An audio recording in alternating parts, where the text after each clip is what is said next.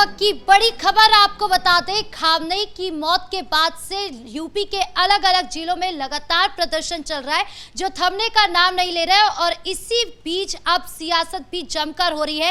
एक तरफ खामनेई की मौत पर खुलकर समर्थन कांग्रेस कर रही है, तो वहीं दूसरी तरफ आपको बता दें बीजेपी विधायक राजेश्वर सिंह का भी बयान सामने आया, जिनके एक ट्वीट ने आग में घी डालने का काम किया है और जो प्रदर्शन हो रहे हैं शिया समुदाय की ओर से उसको और हवा दे दी है। तो क्या कुछ चल रहा है सब कुछ बताएंगे आपको। मेरे साथ मौजूद है मेरे सहयोगी हर्ष जी। सर, सबसे पहले प्रदर्शन से शुरू करते हैं। ये प्रदर्शन थमने का नाम नहीं ले रहा है।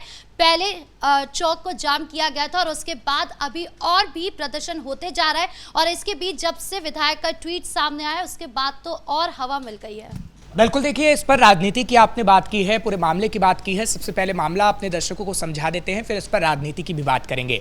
दरअसल जिस तरीके से कल हमने बताया था कि लखनऊ से लेकर प्रयागराज और प्रयागराज से लेकर अलग अलग इलाकों में प्रोटेस्ट हो रहा है, उसी तरीके से आज भी खासतौर पर सबसे ज़्यादा लखनऊ के अंदर प्रोटेस्ट देखने को मिला है। और लखनऊ के अंदर से ये तस्वीरें सामने आ रही है जब खामनेई का पोस्टर लेके से इस वक्त सड़कों पर उतरा गया है। लेकिन पुलिस अलर्ट मोड पर है क्योंकि होली का त्यौहार भी है और होली के त्यौहार पर अगर ऐसे ही ये हुड़दंगबाजी करेंगे और खामनेई का पोस्टर लेकर सड़कों पर निकलेंगे तो पुलिस तो डंडे बरसाने का काम करेगी। क्योंकि देखिए पुलिस ने आज सुबह ही लाउडस्पीकर से ऐलान किया है कि आप चौक चौराहों से हट जाइए, क्योंकि अब हम देख रहे हैं होली का त्यौहार जब है तो यहाँ से लोगों को हटाया गया है, क्योंकि होली का त्यौहार के लिए हिंदू निकलते हैं और ये शिया मुस्लिम हैं। तो कहीं ना कहीं ऐसी स्थिति पैदा ना हो जाए कि कहीं भारी हिंसा देखने को मिले या फिर हम देखें कि कोई दंगा हो जाए, इसलिए यूपी पुलिस पूरी तरीके से अलर्ट मोड पर है। साथ ही साथ अगर हम बात करें तो हमने प्रयागराज के अंदर भी ऐसी एक तस्वीर देखी है जहां पर प्रयागराज के अंदर हिंदू ने एक पत्र सौंपा है पुलिस को कि होली का त्यौहार आ रहा है और होली का त्यौहार जब आ चुका है, क्योंकि हमने देखा है कि कल रंगों की होली खेली जाएगी और होलिका दहन कल हो गई है और उत्तर प्रदेश में भी कल होलिका दहन की तस्वीर देखने को मिली है और उसी मौके पर एक पत्र सौंपने का काम किया गया है प्रयागराज पुलिस को और ये कहा गया है कि चौक चौराहे से इनको हटाया जाए, इनको एक अलग से जगह दे दी जाए। हालांकि अगर कोई भी प्रोटेस्ट करता है तो एक जगह निर्धारित होती है, हर जगह चाहे कोई भी इलाका हो वहां पर आप जाके प्रोटेस्ट कर सकते हैं।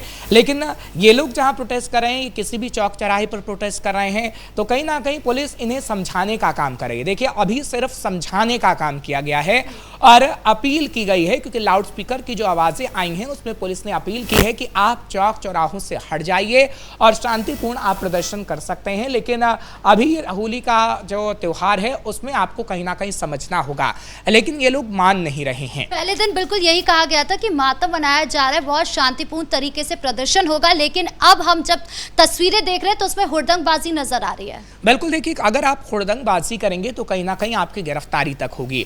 हालांकि इसमें अब राजनीति भी होने लगी है और राजनीति की अगर हम बात करें तो कल जहां हमने अजय राय की बात को सुना था, इमरान मसूद की बात को सुना था, वहीं अब बीजेपी के एक विधायक भी मैदान में कूद गए हैं और बीजेपी विधायक ने कई सवाल खड़े किए हैं, क्योंकि उनका सवाल वाजिब है।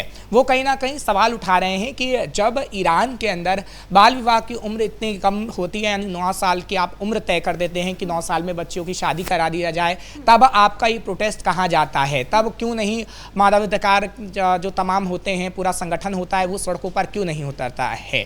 तो उन्होंने खास तौर पर ये कहा है कि सेलेक्टिव प्रोटेस्ट नहीं होना चाहिए और अगर आप सेलेक्टिव प्रोटेस्ट करेंगे तो उस पर सवाल उठेंगे ही उठेंगे। हालांकि उन्होंने ये भी सवाल उठाया कि ईरान में आप देखिए कि महिलाएं किस तरीके से खामनेई का विरोध तक करती नजर आई थी। हिजाब को लेकर जो प्रोटेस्ट ईरान के अंदर हुआ था वो कहीं ना कहीं समझना होगा लोगों को, लेकिन लोग जब सेलेक्टिव ऐसे प्रोटेस्ट करते हैं तो इस पर सवाल उठता है कि आप तमाम लोगों के हक की बात क्यों नहीं करते हैं? आप सिर्फ सेलेक्टिव प्रोटेस्ट करते हैं तो आप पे सवाल ये उठेगा कि आप क्या दूसरे लोगों को परेशान करने की कोशिश करना चाहते हैं। क्योंकि देखिए जो खामनेई को लेकर प्रोटेस्ट हुआ है उसकी तस्वीरें हमने देखी हैं कि महिलाएं किस तरीके से शिया समुदाय की महिलाएं हैं वो चिल्ला रही हैं कि नहीं खामनेई हमारे लिए सब कुछ थे, छाती पीट पीट कर किस तरीके से रोया गया है, वो तस्वीर हम अपने दर्शकों को दिखा चुके हैं। तो कहीं ना कहीं आपको समझना होगा, क्योंकि अगर वर्ल्ड सिनेरियो की बात करते हैं तो वर्ल्ड सिनेरियो अलग है और इंडिया की बात करते हैं तो इंडिया की जो पॉलिसी होती है, वर्ल्ड पॉलिसी होती है, उसके अनुसार कोई भी देश चलता है।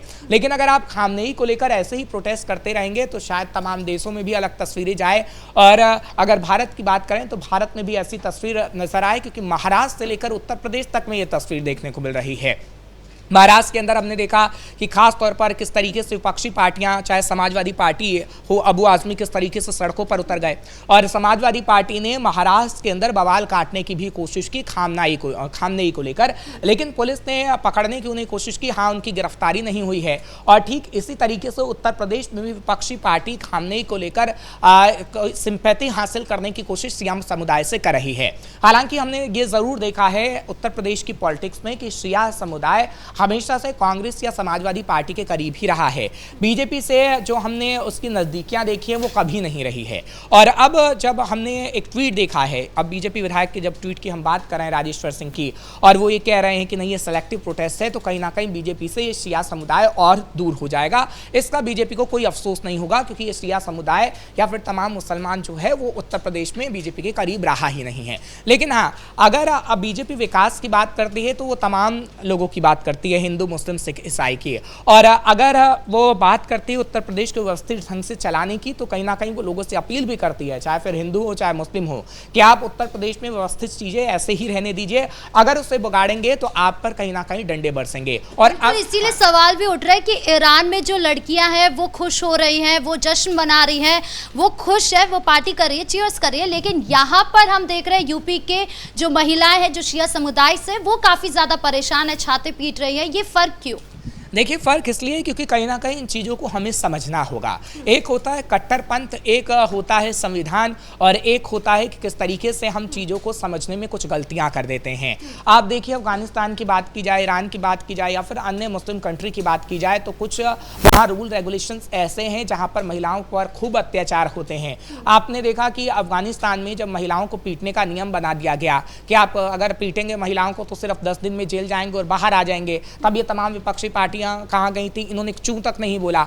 और अगर बात ईरान की करें तो ईरान में भी कुछ नियम ऐसे हैं जिसको लेकर इन महिलाओं को आवाज़ उठानी चाहिए कि क्या 7 से 8 साल की जब बच्चियां होती हैं तो उनकी शादी कर देनी चाहिए। तमाम ऐसे मुद्दे हैं, ये सड़कों पर आती और उसका विरोध करती, लेकिन इन्होंने विरोध नहीं किया। क्यों? क्योंकि कहीं ना कहीं जब कट्टरपंथ हावी हो जाता है तो सोचने समझने की शक्ति गायब होने लगती है। और यही उत्तर प्रदेश के इन कट्टरपंथी मुस्लिमों में हो रहा है, खासतौर पर शिया मुस्लिम जब अब सड़कों पर उतरे हुए हैं। और देखिए, राजनीति की अगर हम बात करें तो राजनीति में लाभ लेने की कोशिश हर कोई करता है।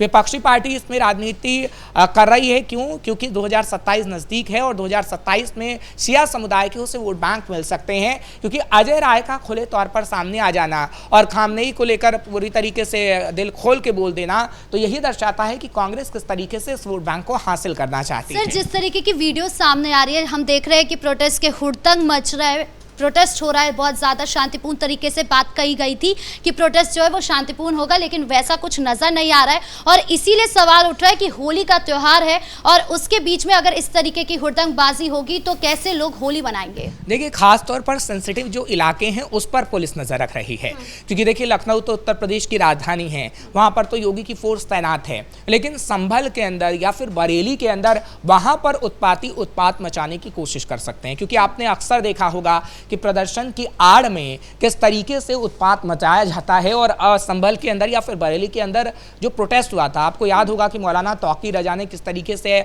आलम मोहम्मद को लेकर जो प्रोटेस्ट करने की कोशिश की थी, जो मामला हुआ था, उसकी आड़ में जो शराब की बोतलों में तेजाब भरकर फेंका गया, वो तस्वीर आज तक किसी ने नहीं भूली है। और जो लैब की रिपोर्ट कहती है वो भी यही कहती है कि कैसे पुलिस वालों को मारने का प्लान था।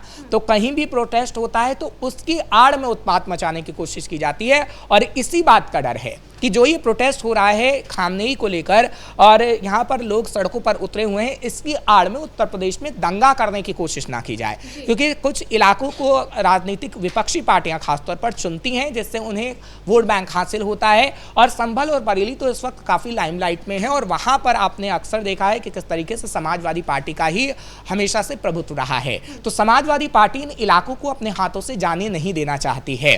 और विधानसभा चुनाव में संभल और बरेली में किस तरीके से समाजवादी पार्टी का सिक्का चलता आया है, उस सिक्के को समाजवादी पार्टी फीका नहीं पड़ने देना चाहती और कांग्रेस अपनी स्थिति को मजबूत कर लेना चाहती है। ये कैसे होगा?